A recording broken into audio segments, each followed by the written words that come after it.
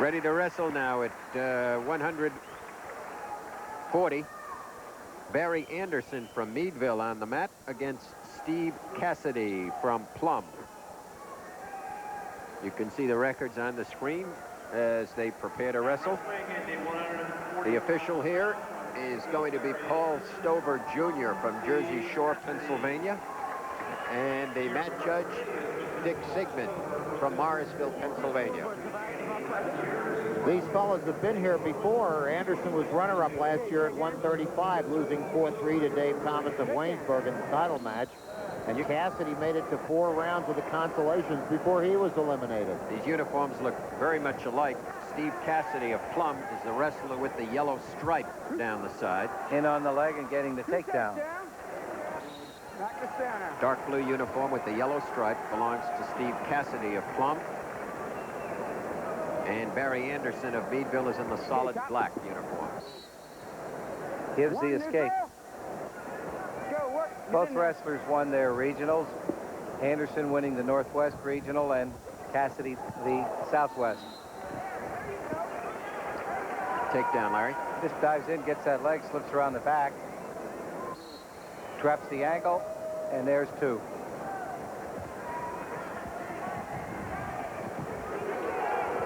Situation that really a nice move. That really was a terrific pursuit there by Steve Cassidy, right from the center all the way to the edge, and a conversion of 2 there. Well, I guess Cassidy on St. Patrick's Day wearing green might be some benefit.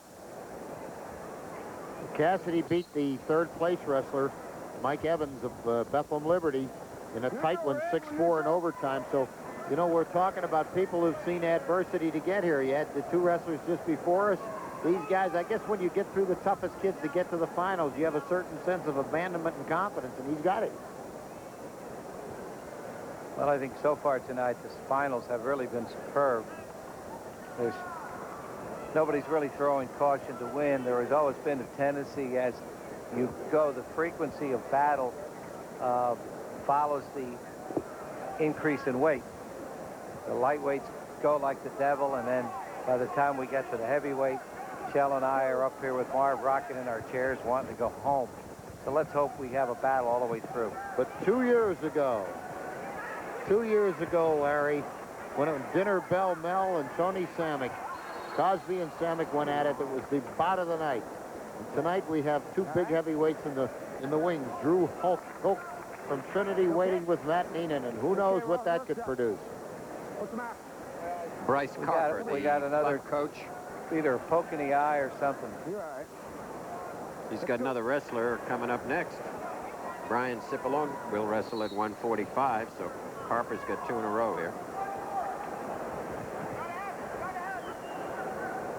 4-2 lead for Steve Cassidy. Cassidy working that underhook and then trying to get a back heel trip off of it. Cassidy in his career was 84-14.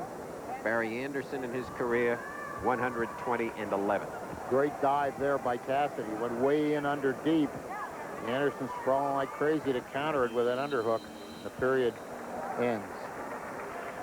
There you see Richard Lumley and his assistant at Meadville. We'll get by and call him Dick. We don't know him. Dick Lumley, coaching at Meadville, has had a lot of champs into this PIAA group. And there's our referee. Paul Stover. With second period underway and a 4-2 lead for Cassidy of Plum. And a reversal. Tie this match at 4-all and an escape. Now it's 5-4. Favor of the Plum wrestler, Cassidy. Another Plumber coming up next.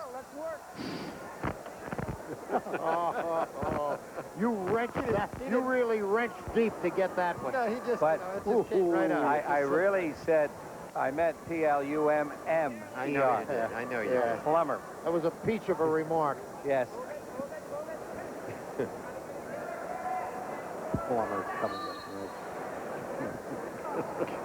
If you're from Bethlehem, you're a Bethlehemite. If you're from Plum, what are you? You're a plumber. A Plumite? Only a Sheridan could get away with it on St. Patrick's Day, laddie. God love you. Jumping the gun. 1:16 to go, second period, 5-4. Cassidy leading. Only a, as you look We're at going to get a calling. Yeah. Backing away. Stalling against Barry Anderson, who was runner-up last year.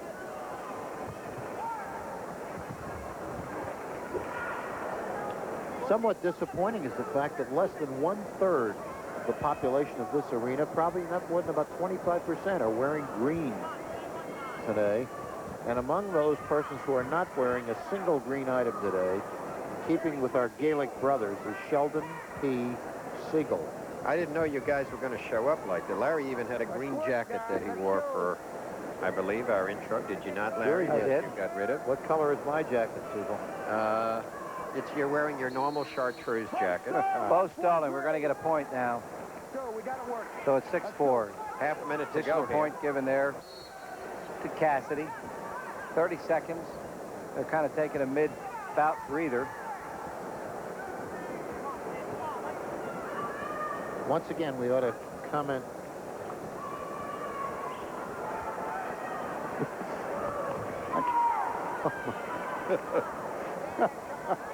10 seconds remaining.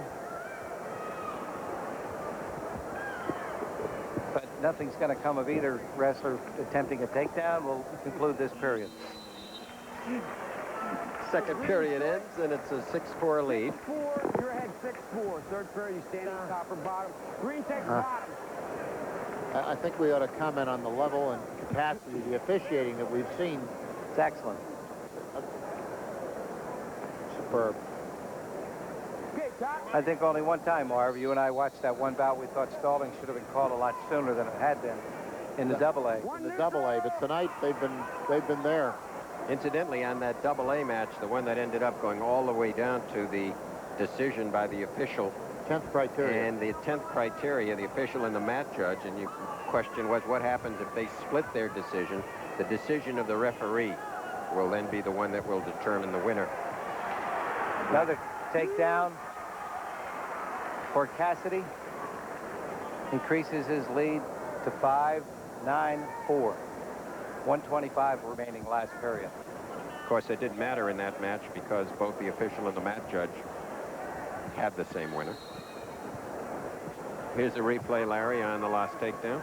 Dives in and catches Anderson off balance and just drives through, picking up the two-pointer. I thought he did a great job also, Larry, with that right arm, as he used the right arm to prop back the left leg of Anderson. Matter of fact, he had a half Nelson in midair off that situation. Now a good crossface, up a little high. Getting a little overconfident in that move.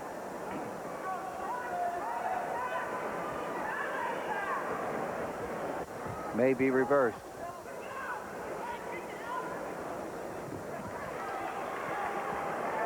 It still maintains control with 42 seconds left.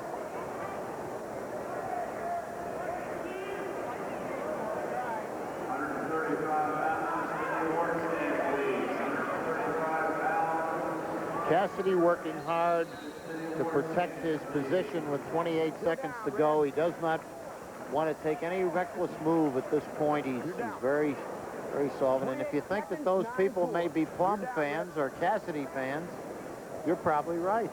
They have that proper look of anxiety. You don't see that if you don't have a personal interest, do you? No.